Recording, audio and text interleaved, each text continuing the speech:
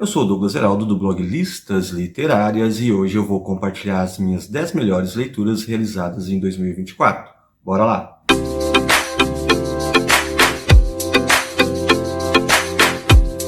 Olá, leitores e leitoras, eu sou o Douglas Heraldo do blog Listas Literárias, sim, aquele blog com as listas mais criativas e originais da internet brasileira. Esse aqui é o meu canal no YouTube, que eu já te convido a se inscrever aqui no canal, também curtir e compartilhar o nosso vídeo, deixe o seu like, o seu joinha, enfim, vai valer super a pena. No vídeo de hoje, então, vou compartilhar as minhas 10 melhores leituras realizadas no ano de 2024, leituras essa do campo da ficção, lembrando que aqui no canal tem as minhas 5 melhores leituras de não ficção realizadas durante o ano. Então eu espero que vocês gostem dos vídeos, que vocês comentem sobre as leituras realizadas, que vocês também digam se gostaram desses livros, se já leram, se pretendem ler. Enfim, comentem aí nos vídeos que dentro da possibilidade eu vou estar debatendo e conversando e dialogando com vocês por meio dos comentários, né? E antes da gente iniciar aí as dicas e sugestões dessas minhas 10 melhores leituras realizadas durante o ano, vale a pena dizer que aqui são obras de ficção, a grande maioria dessa lista, sim, livros publicados durante o ano de 2024, e algumas leituras que estavam naquela minha lista de desejos e de necessidades de obras ou já antigas ou publicações anteriores que eu ainda não tinha realizado e que, enfim, em 2024 foi possível. Então, bora lá ver as minhas 10 melhores leituras realizadas neste ano de 2024. E se você não leu alguma... E vamos começar essa lista com uma obra nacional, e antes disso é importante dizer que a lista que não tem uma ordem de sequência muito lógica são aquelas 10 leituras que me marcaram por alguma razão ou outra durante o ano de 2024 e que me levaram a incluí-las aqui nesta lista com as 10 melhores leituras realizadas durante o ano. E aí, para começar com essa obra e interessante da nossa literatura nacional, que mescla um pouco de fantasia, mas aqui muito mais romance histórico. Lembrando ainda, todos os livros desse vídeo, você vai encontrar o link aqui na descrição do vídeo, e também você vai encontrar todas as resenhas em texto, e eu adoro texto, eu prefiro escrever do que falar, muitas vezes, geralmente, tá? Mas vocês vão encontrar as resenhas dessas obras lá no listasliterárias.com. E começo aqui o vídeo com este romance histórico então, do Sérgio P. Rossoni, né?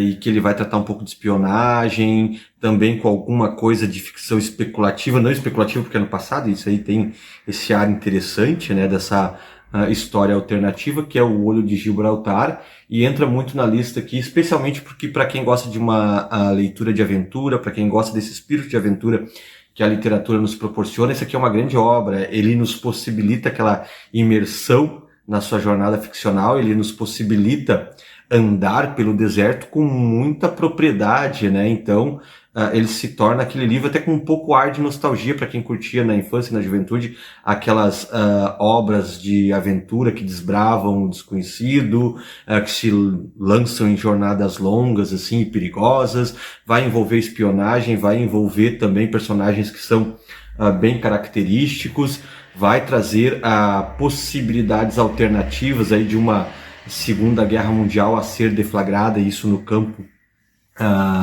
africano. Então, são muitos detalhes, muitas questões assim que tornam o livro interessante, bem divertido de ler, especialmente essa questão da diversão. Aqui é uma leitura pelo entretenimento, pela diversão, pela fluência que as páginas andam, né? E aí até a gente brincava, tem um vídeo aqui no canal que fala sobre o Ken Follett brasileiro. O Rossoni, ele tem essa pegada um pouco assim que não que lembre totalmente o Ken Follett, mas essa pegada histórica, essa narrativa envolvente que ele nos entrega, certamente está entre as grandes obras e as boas obras do gênero dos thrillers, né? Que essa é uma característica do thriller, que é nos envolver, nos cativar, e é uma leitura que a gente faz com voracidade. Quando começa ela, não quer terminar, e assim é uma leitura que, embora um romance, né, é quase que um conto. A gente, quando pega e senta para ler, quer ir até o final.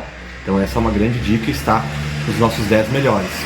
Uma curiosidade para quem gosta da literatura e da leitura é o processo de que a gente, mesmo sendo um leitor que lê bastante, no meu caso eu acabo lendo bastante, a literatura é tão vasta e tão ampla que mesmo em alguns casos eu tenho uma certa deficiência de leitura no sentido de muitos clássicos que eu ainda não tinha lido, né, e vou lendo com o tempo, e mesmo dentro de uma estante, quem olhar minha estante no Scooby vai perceber lá tem em torno de umas 800 leituras, e das quais faltam muitas leituras canônicas e clássicas.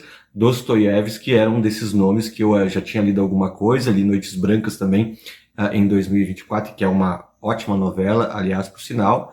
E este daqui, que foi do meu Natal lá de 2023, um auto presente de Natal, todo ano tem este hábito do auto presente literário de Natal.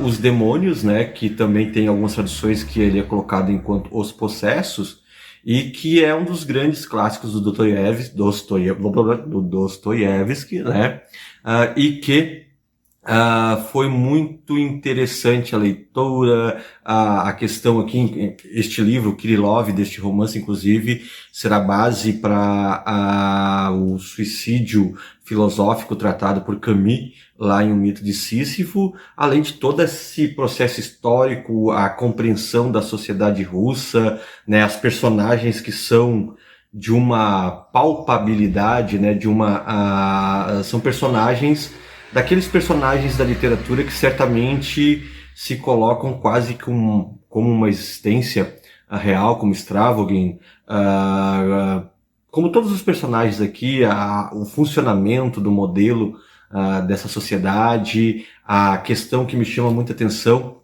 é da comunicação e da linguagem por subterfúgios que é utilizada.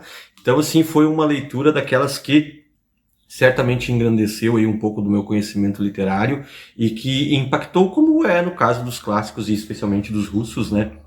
E que eu venho lendo agora por algum tempo, aos poucos, que não tinha na minha base essa leitura e que foi bem interessante e se constitui, ainda que um romance já ao longo do caminho do tempo, que eu fui ler só agora em 2024 e certamente, né, e por todas essas razões, uma das minhas melhores leituras aí de 2024. E aqui mais uma leitura dessas que há muito tempo estão na minha lista de desejos e que eu nunca tinha realizado por uma razão ou outra. Aqui eu até tinha realizado de uma forma um tanto quanto precária, porque os exemplares na internet PDF, acho que o primeiro volume eu tinha lido já em PDF, mas sempre com aquele desejo de ler a narrativa. E aí no Dia dos Pais ganhei este belo presente com esse belo box aqui de O Senhor dos Anéis, né?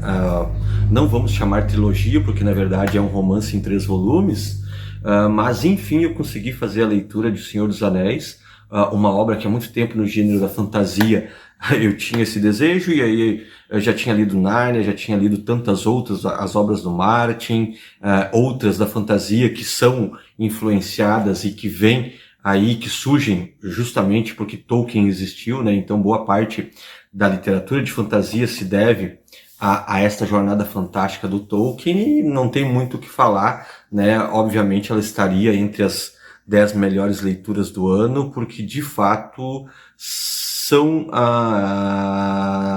narrativas que nos pegam, né? O Senhor dos Anéis é uma narrativa de um primor, de um desenvolvimento fantástico, né? E aí eu até brinco, o pessoal diz que a galera jovem, muitos jovens leem O Senhor dos Anéis, não leem Machado de Assis pela dificuldade da linguagem. A gente tem aqui uma linguagem rebuscada, e que é bom, muita obra precisa dessa linguagem rebuscada e faz sentido nessa fantasia, nos povos que aqui são retratados, né? A leitura de Senhor dos Anéis lá no listasliterárias.com, inclusive originou várias listas, a quanto seus melhores personagens, as 3 resenhas dos 3 volumes também estão lá, algumas problematizações, inclusive tem um vídeo aqui que eu coloquei esse ano no canal problematizando algumas questões do Senhor dos Anéis, mas é uma obra fantástica com personagens, né, extremamente fantásticos, cenários deslumbrantes, e aqui a gente tem um primor da imaginação humana, né? A imaginação humana certamente é a coisa mais legal que vem instalada no nosso software de fábrica aí. A nossa imaginação é algo inigualável e algo que só nós temos, nós humanos, que em princípio, né, possuímos. Então aqui é a imaginação, a capacidade imaginativa da mente humana em sua excelência. Então O Senhor dos Anéis aí foi, certeza, uma das grandes experiências de leitura de 2024. E um livro, uma leitura bem marcante em diferentes aspectos culturais e colocando o novo e o velho em contraste no presente, mas falando muito da realidade mexicana e também da questão das mulheres, do corpo feminino e tudo mais, nós encontramos em Bruxas, da Brenda Lozano. Tem uma resenha bem legal lá no Listas Literárias sobre esse livro. E ele flerta com isso que especialmente na nossa América Latina é muito forte, né? Esta ambiguidade, dubiedade dentro daquilo de uma existência mais cética, mais racional, e aquela existência calçada e calcada nas mitologias construídas, em certo misticismo, né, e que é muito característico da sociedade mexicana também. A relação desse misticismo com as mulheres, e aqui aparecendo muito forte, as tradições, a questão das ancestralidades que vão sendo abordadas, e também da hostilidade que muitas vezes ocorre nessas sociedades em relação ao próprio papel e à presença feminina. E aí aqui a gente tem uma longa trajetória dessas resistências e também desses desafios, dessas resistências desse público, que é bem legal, além desse contraste que gera entre a tradição e o novo. Então foi uma leitura bem interessante, é uma ótima obra para quem quer fazer um estudo não só do feminino, mas da questão da mitologia, da presença das mitologias na constituição das sociedades, e a sociedade mexicana é muito forte quanto a isso. Aquela linha ambígua, aquela corda bamba entre o misticismo e a realidade, enfim, é uma literatura, uma leitura bem interessante essa da Brenda Lozano, e com certeza vale a pena você conhecer. Comente ali, inclusive, se na nossa resenha no Listas Literárias, o que você achou do livro, quem já leu ou quem já viu, que vale a pena você conhecer um pouco desta tradição, desta cultura, e a gente adentra muito essa cultura mexicana a partir da narrativa da Brenda Lozano, que vale bem a pena, e foi uma das grandes leituras aí que eu fiz no ano de 2024. Falando em mergulho cultural, né, aqui uma das nossas grandes experiências de leitura, e um romance que realmente mexe com o leitor, ele mexe com aí o ventre do leitor, é aquele romance que mexe com os nossos sentimentos, que nos traz certa catarse em alguns momentos, que nos impacta em muitas vezes. Tem um vídeo dele, inclusive, aqui no canal, falando sobre essa experiência imersiva, já que nós somos levados a uma Índia, né, do período colonial ali, do começo do século XX até os anos 70, numa fantástica saga familiar, marcada por uma condição, uma espécie de maldição que persegue aí essa família, mas é um livro que nos traz toda essa cultura indiana, e uma cultura bem específica, até porque aqui a gente tem famílias indianas aproximadas ao cristianismo, que são cristãs, um romance que se passa ao sul da Índia, Kerala, e aí tem algumas distinções ao restante do país, um processo que vai olhar também sobre essa questão da geopolítica com uma delicadeza bem forte, né? Não se trata de um romance histórico, ao mesmo tempo que a história perpassa pelo Pacto da Água aí do Abraham Verghese, e vale muito a pena. É uma leitura que, quando nos pega, assim, é bem forte, é bem imersiva, é muito legal, assim, as personagens também são muito fortes e características nesse livro, e vale a pena. Confere lá a resenha no listasliterárias.com, também dá uma olhadinha no vídeo que a gente fez sobre o Pacto da Água, que eu acho bem legal isso, e é uma leitura, certamente aí um dos melhores romances aí lançados e publicados em 2024, com certeza.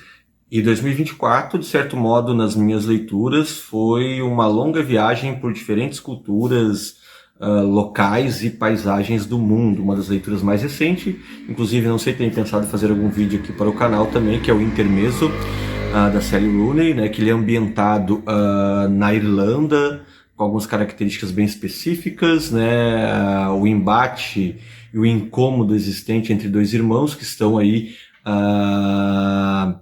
vivendo e revivendo esse luto pelo pai, mas dois irmãos que tentam compreender a mundanidade da vida, que tentam compreender a existência tão frugal das pessoas. Um deles que tem 30 e poucos anos, o outro é mais jovem, jogador de xadrez, enfim, né? Mas o livro, além dessa questão de refletir sobre os aspectos da vida, sobre essa vida ordinária que cada um de nós tem, ele também traz uma linguagem muito interessante, com um narrador que muitas vezes se mistura e se mescla as personagens, um narrador que acaba quase derramando um fluxo, né, de vozes, e aí por isso essa mistura de vozes muitas vezes com os dois protagonistas, que acabam se envolvendo em relações amorosas carregadas de complexidades, né, de desafios. E, aliás, nesse sentido também o livro ele tem uma pegada bem quente, bastante erótica em alguns momentos, bem fortes mesmo, né? Mas é uma leitura que fala sobre esse processo da vida, a questão dos desencontros e das brigas e das questões familiares também é muito forte. Outro aspecto interessante aqui, já que um dos irmãos, o Ivan, ele tem um processo muito peculiar e pessoal e único no seu processo de comunicação, e isso também fala um pouco sobre a comunicação, a linguagem enquanto comunicação interhumana e os processos que isso cria de desentendimentos ou às vezes até de acertos e entendimentos. Então é uma leitura bem interessante, assim, a resenha está lá no blog, vocês podem dar uma conferida, né? E talvez eu ainda pretendo falar um pouco mais sobre o livro num vídeo. Então foi uma grande leitura agora realizada no finalzinho do ano. E se tem cultura que não me agrada, certamente a cultura norte-americana. O paizinho boçal, o paizinho de Biltres e tudo mais. Não me agrada.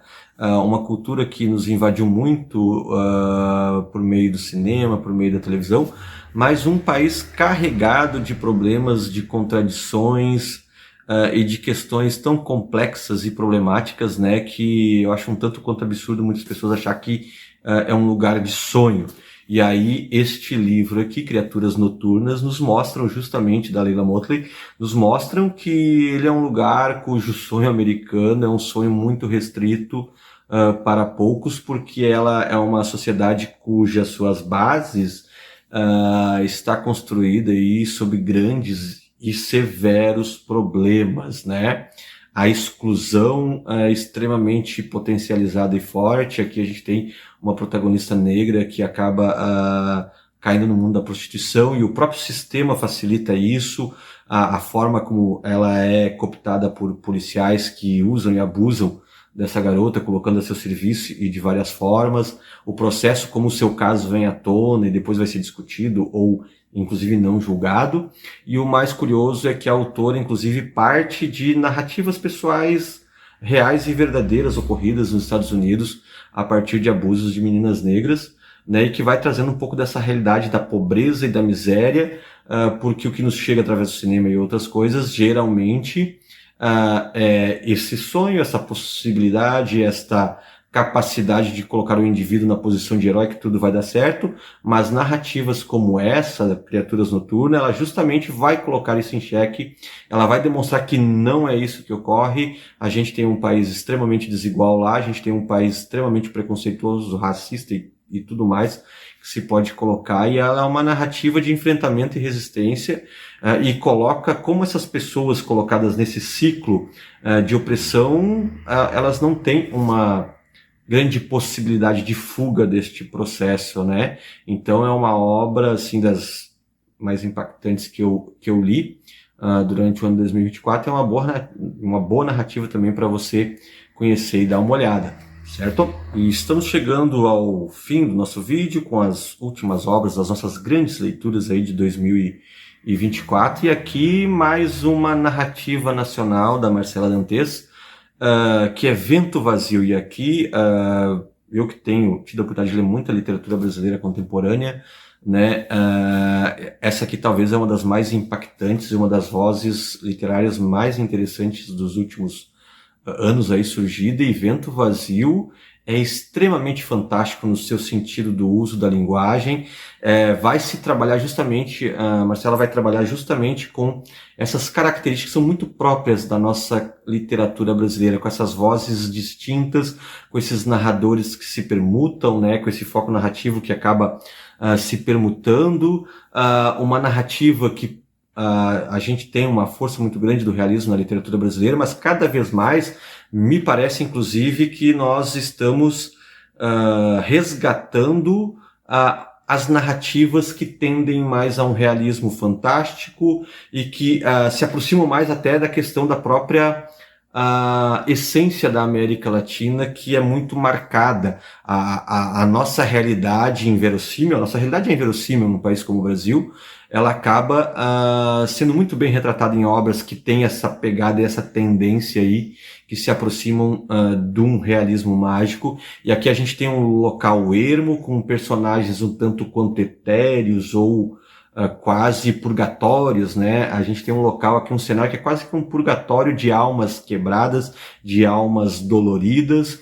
A gente vai ter também o aspecto da questão do feminino muito presente aqui forte. A gente vai ter desta dubiedade, né? E essa aproximação com o fantástico, se a gente for pensar no Todorov, quando falava do fantástico, e não estou falando aqui que é uma narrativa fantástica, mas ele falava da questão da suspeição, do momento de suspeição entre ser ou não sobrenatural, não é bem o caso aqui, mas ela tem esses elementos, ela joga com essas questões do fantástico nas suas diferentes perspectivas, muito mais próximo, como eu falei, de um realismo fantástico ou mágico. A gente tem alguns nomes na nossa literatura, o Érico Veríssimo fez obras nesse sentido muito boas, o José J. Veiga, então, também muito boas, mas aqui na Marcela a gente tem isso na literatura contemporânea. A literatura contemporânea muitas vezes marcada por um realismo exacerbado, né? E a gente tem por isso muito forte também a importância do naturalismo, muitas vezes na nossa literatura. Aqui a gente vê essa parte do mágico, do fantástico, né? Tem alguns ares de um Murilo Rubião e tudo mais, mas aqui com a voz dela, com a narrativa dela e com o impacto da linguagem dela, as vozes das personagens características. Há alguma questão da linguagem aqui que na minha leitura do livro retomou alguns pensamentos, lembrando o próprio Guimarães Rosa, porque a Marcela vai trabalhar um pouco esse aspecto da oralidade, desse fluxo da oralidade e que a oralidade produz na nossa literatura. É uma narrativa extremamente fantástica em suas partes colocadas, então assim, ó, é uma leitura nacional que você precisa conhecer, que você precisa ler, com certeza. E lá a gente falava em potência narrativa, é um pouco isso. Esse é um dos romances, Marcela Dantes, assim como a Ana Paula Maia, nos colocam mundos bem interessantes, mundos que saem deste realismo, né, e adentram outro campo, adentram um campo do possível ou até do quase mágico ou fantástico, enfim, mas com narrativas e personagens extremamente fortes e característicos que vale a pena você conhecer. Então, se você não leu ainda, fica a dica aí que você deve certamente dar uma lida nessa obra, que dentro dos aspectos da literatura nacional é um dos romances mais interessantes aí dos últimos tempos. E esse livro ele já tem um tempinho que ele foi escrito originalmente, né, mas não tinha ainda sua tradução aqui no Brasil, e que também tem um vídeo aqui no canal falando sobre ele, um vídeo que o pessoal tem comentado bastante também, e que fica legal, então comente nos vídeos que quando possível eu também dou um retorno ali. E eu estou falando de um autor que é muito celebrado aqui no Brasil, que tem muitos leitores, que é o Haruki Murakami.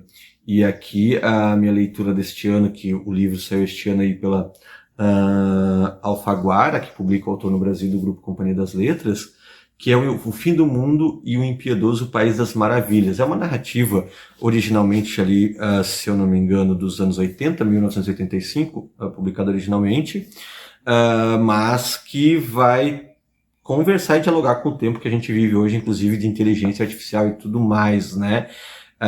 É uma obra em que também o gênero, né?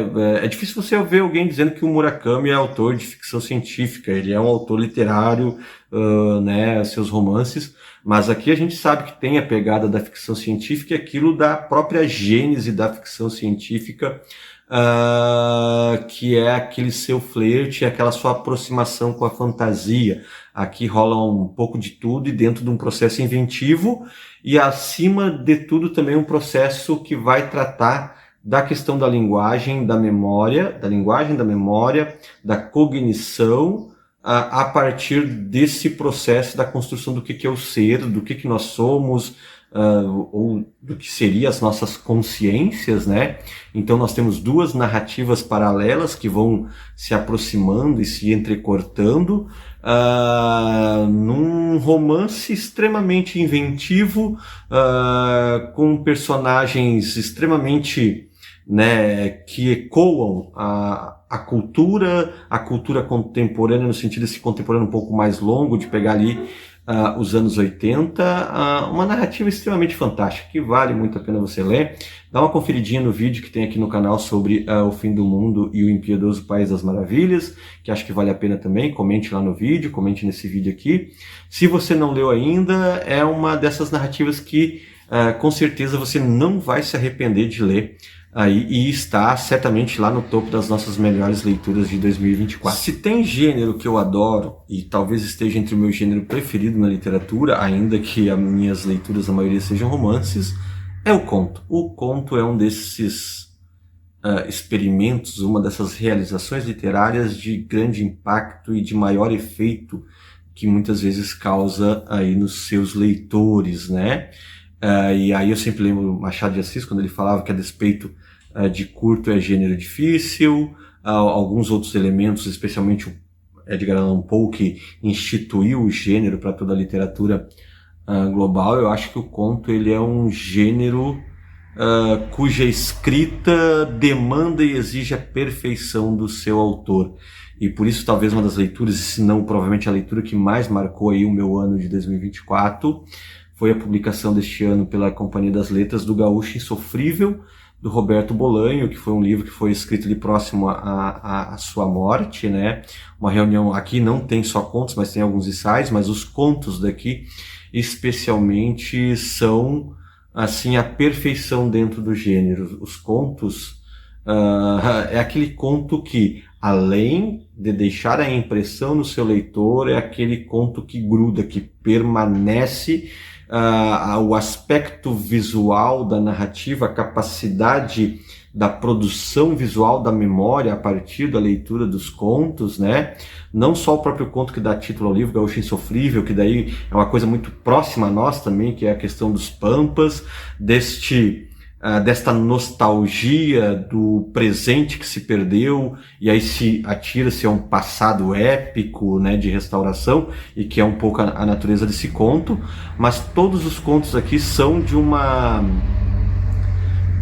força, de uma beleza sem igual. E aí tem um deles que certamente é o grande responsável pelo meu prazer de leitura desse conto. Todos os outros são excelentes, mas tem um que todo o impacto dele e que me acompanha, a forma fantástica como o Bolanho narra este conto a partir da perspectiva de um policial rato, é sensacional. É a excelência do que é literatura para mim, é a excelência do que é a leitura para mim, a possibilidade disso, do que ela me provoca e proporciona.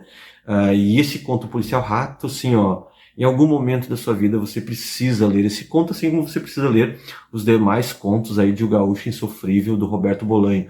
Porque é um livro de extrema excelência, é um livro extremamente fantástico. E aí, quando a gente tem os dois ensaios que incluem também aqui esta publicação, saindo um pouco da ficção e mesclando, porque o ensaio dele é quase que algo ficcional também, é um negócio fantástico, porque o olhar dele sobre a literatura é um olhar provocativo, polemista, e com algumas coisas a gente pode discordar e muitas outras a gente pode concordar, e é o olhar de um autor que observa a literatura mexicana, mas a literatura latino-americana como um todo, e um autor bastante crítico e de uma criticidade muito forte. Então, para você que não só curte a leitura da ficção e dos contos aqui, também é uma obra para você curtir muito a respeito do olhar do Bolanho a respeito da literatura e a sua forma provocativa e polemista sobre o assunto. Então vale a pena esse aqui, certamente. Aqui eu enquadraria no livro talvez mais marcante que eu tenha lido aí